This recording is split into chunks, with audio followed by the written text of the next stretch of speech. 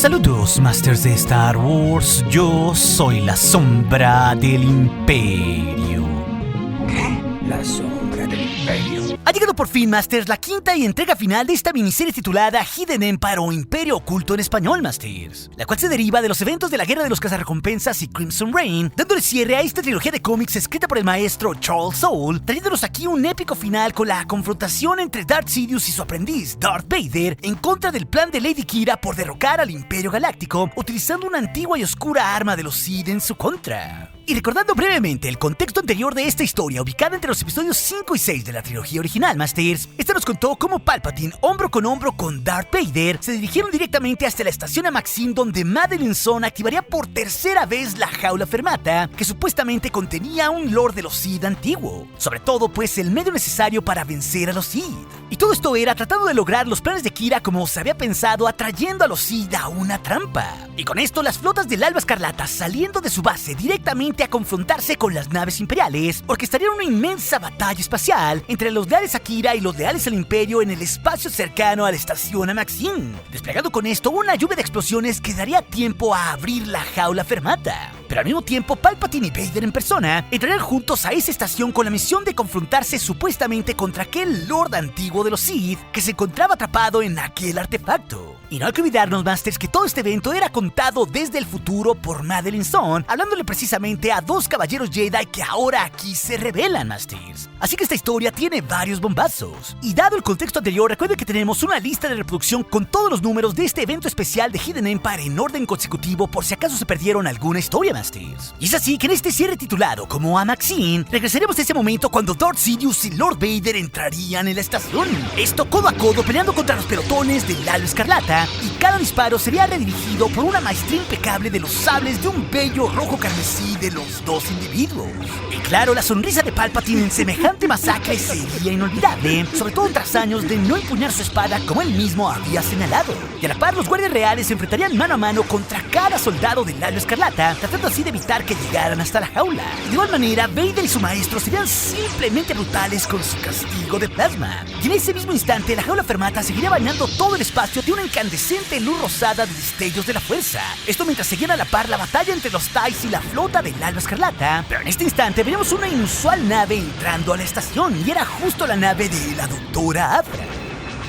Y Vader en aquellos momentos se encontraría ensimismado destruyendo a un soldado enemigo cuando de repente Sidious lo detendría recordándole que eso estaba por debajo de él y que básicamente acabase con ese juego. Y con esto Vader atravesaría al soldado sin ningún problema, y con ello maestro y aprendiz cambiarían su rumbo directamente hasta la jaula fermata, acercándose pues hacia esa inmensa luz que desprendía. Y Palpatine le preguntaría a su aprendiz si podía sentir cómo esta jaula se estaba abriendo, haciendo énfasis en que lo que estuviese dentro de ella era increíblemente poderoso, sobre todo por el estremecimiento de la fuerza que sentían. Ellos sabían pues que la jaula fermata jamás era usada a la ligera, y así ambos Sith guardarían sus sables cuando inesperadamente una voz irrumpiría en el avance de los dos lores, y súbitamente veríamos el cuerpo de la Doctora Aphra, la mítica arqueóloga que había sido poseída por un poder antiguo y oscuro de la fuerza, justo la Chispa Eterna, ya que el espíritu antiguo Master fue liberado gracias a Kofu Farrus y también la maestra Sava Inglatin. Esto claro en el santuario de los ascendentes, y Aphra ahí se había dejado poseer. Y justo la Chispa Eterna dentro del cuerpo de la arqueóloga les explicaría que no perdería la oportunidad de pelear no con simples hombres, sino con los dos lores del Sith que tanto asustaban la psique de Aphra. Y con esto Sidious le ordenaría a Vader que se encargara de aquella situación para unírsele más tarde junto a la jaula fermata y continuar la misión. Y con esto la poseída Aphra le explicaría a Vader cómo Qi'ra le había contactado originalmente y por eso había acudido, sobre todo no desaprovechando semejante oportunidad de poder enfrentarlo, y así portando la hoja nula que tenía la capacidad de cruzarse con un sable de luz. La danza comenzaría con el reparto de tajos,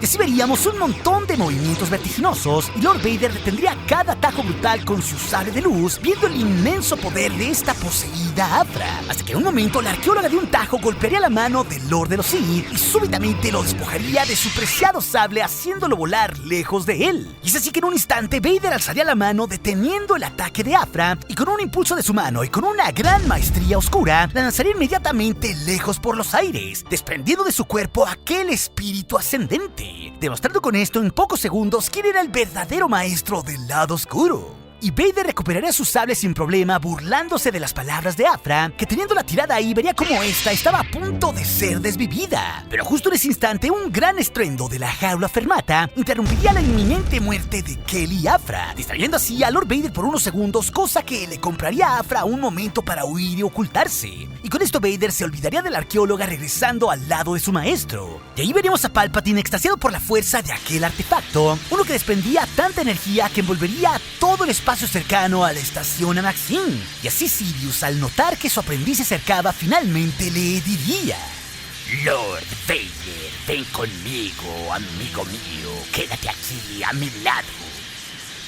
Y de esta forma, Palpatine le explicaría a su aprendiz que el artefacto que presenciaban se estaría abriendo por fin después de incontables milenios y agregaría: Y aquí estamos, los lores oscuros de los Sith, listos para enfrentar cualquier poder que esté encerrado adentro. Nosotros lo sabremos, Lord Vader, y triunfaremos. Y justo al terminar sus palabras, los dos Sith constatarían el máximo de la jaula fermata. Esto con una gran oleada de destellos de poder que inundarían aquel lugar, que estaba lleno de vida, de muerte, de fuerza y de misterio. Y el rosa de la jaula bañaría todo lo presente ahí, dando un gran espectáculo. Pero al mismo tiempo caerían varias piezas pequeñas y ovoides rebotando ante los pies de los Sith.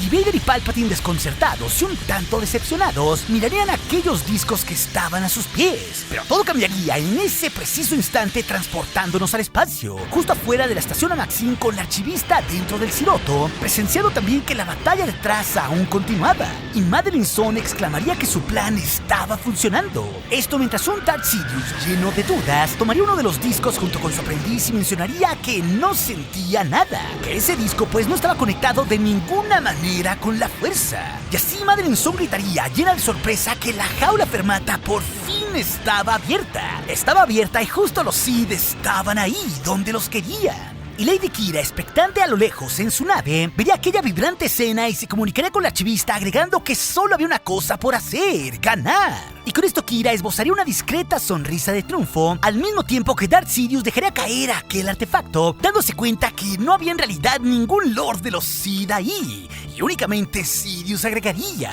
La mujer mintió, lo que significa que esto es una trampa. Y al unísono de la declaración del emperador, sonaría el clic del botón que Madeline Zone a lo lejos oprimiría, desprendiendo con esto una energía mucho más envolvente de lo que jamás habíamos visto. Y al instante el artefacto encerraría en una cúpula energética a los dos lores del Sith, cayendo así en la trampa bajo los engaños de Lady Qi'ra, ya que desde el principio no había ningún lord de los Sith en aquella jaula. Solo la jaula había sido usada para encerrarlos a ellos y esta estaba vacía, pero hambrienta de un poder oscuro, envolviendo a Vader y a Sidious en su sorpresa, lista pues para guardarlos por milenios en un estado de estasis.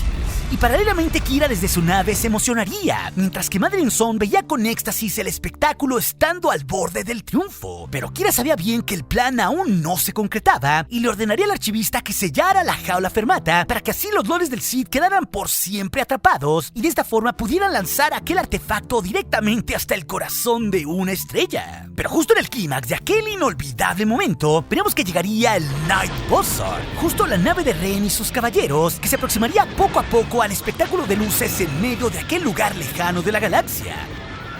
Y Ren con sus binoculares observaría la escena y comentaría que parecería que Vader y Palpatine estaban pasando por algunos problemas. Y Ren admiraría que el plan de Qi'ra había llegado demasiado lejos y reflexionaría junto con sus compañeros si Qi'ra estaba ganando, pero sobre todo si ella seguiría ganando, sobre todo si el emperador encontrara una manera de escapar de allí, porque definitivamente él mataría a Qi'ra, pero ¿después a quién? Y así con esta pregunta, Ren pensaría que probablemente su siguiente en su revancha sería acabar con aquella banda que se había infiltrado previamente al castillo de Vader y Mustafar para liberar esa jaula. O sea, justamente ellos. Y en ese momento Ren agregaría con cierto desdén que ellos habían confiado en Qi'ra y ella solo los había tratado como unos idiotas desechables. Y de esta forma llegaría a la conclusión que su única oportunidad sería demostrarle a los dos lores del Sith que los caballeros de Ren en realidad no eran sus enemigos, sino sus amigos.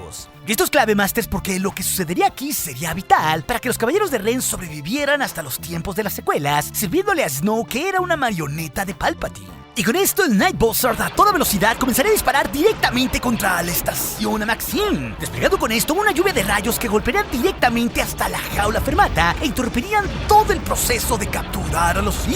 Y Vader y Palpatine intentarían mantenerse a pie dentro de aquella esfera de energía, mientras al paralelo la batalla entre las flotas del Alba y los Imperiales no cesaba. Pero es en ese momento, tras los disparos, que la jaula liberaría una inmensa explosión final, inundándolo todo a su alrededor de su inmenso poder, golpeando con esto tanto a los lores del Sith como a las dos flotas, y con ello se esfumaría toda esperanza de Qi'ra de poder atrapar a los Sith. Y al instante, tras esa demostración de poder, Vader y Palpatine tomarían un poco de aire estando aliviados por su fallida captura. Y ahí el maestro agregaría: Oh, Qi'ra, tan cerca y a la vez tan lejos. Y a la par, Lady Qi'ra, desde su nave, gritaría incrédula ante lo que acababa de presenciar. Había tenido a los dos lores del Sith en sus manos y se le habían escapado entre los dedos. Y con ello, una derrotada Lady Qi'ra oprimiría un botón en su nave mientras repetía como un mantra hacia toda su flota su último mensaje: dispérsense, huyan y encuentren nuevas vidas. Y así veríamos a una Madeline Song pasmada desde el Ciroto, sabiendo que acababan de perder todo por lo que habían luchado. Y con esto, la flota imperial barrería con lo que quedaba del Alba Escarlata en un show de fuego y explosiones al unísono. Y desde el Executor, también el almirante Piet confirmaría la orden de no dejar supervivientes. Pero Qi'ra, anonadada por lo que estaría presenciando, solo se despediría de todo pasmada, deseándoles buena suerte, y emprendería su fuga de aquella guerra que ella misma había comenzado. Y segundos después veremos a los dos lores del Sith en completa paz, esto aún adentro de la estación Maxim. Y con esto Lord Vader le diría a su maestro lo siguiente: la siento. A lo que Palpatine le respondería: al igual que yo, cuando la jaula fermata colapsó, hubo un gran desgarre en la fuerza. Y Palpatine le explicaría a su aprendiz que, a pesar de todo, incluso en ese momento sentía que su control sobre la fuerza era tenue. Y un Vader impactado agregaría que habían sido atrapados, pero de alguna forma ahora eran libres. Y paralelamente también veríamos que el espíritu que albergaba en la doctora Aphra sutilmente se acercaría a aquellos artefactos ovoides que la jaula había lanzado, y así poseería a uno de ellos. Pero también, conforme el espíritu desaparecía, Vader le preguntaría a su maestro si había sido justo gracias a él que estaban libres. Y es con esto que sorpresivamente los caballeros de Ren se presentarían frente a los dos lores del Sith y aceptarían la responsabilidad de haberlos liberado. Y Palpatine en automático tendría mucho desprecio por lo que Ren y sus compañeros habían hecho, y les preguntaría si realmente creían que merecían piedad ante sus actos, a lo que un mordaz Ren le respondería que sí, esa era la idea de todo. Y Palpatine aquí esbozaría una siniestra sonrisa, y en automático desprendería una ola de descargas eléctricas, elevando a Ren y a sus caballeros mientras sufrían de una forma inclemente, sometidos así sin piedad, hasta que Sidious dejaría de liberar su ira y los soltaría, dejándolos heridos y con la moral destruida. Y simplemente el emperador agregaría que lo que quedaba de ellos le serviría a él, implicado que con esos rayos también había matado a uno que otro de esos caballeros. Y así, como si no fuera nada, Palpatine y Darth Vader continuarían con su camino. Pero con esto se explica, Masters, por qué ellos le servirían más tarde a Snoke y a sí mismo en las secuelas.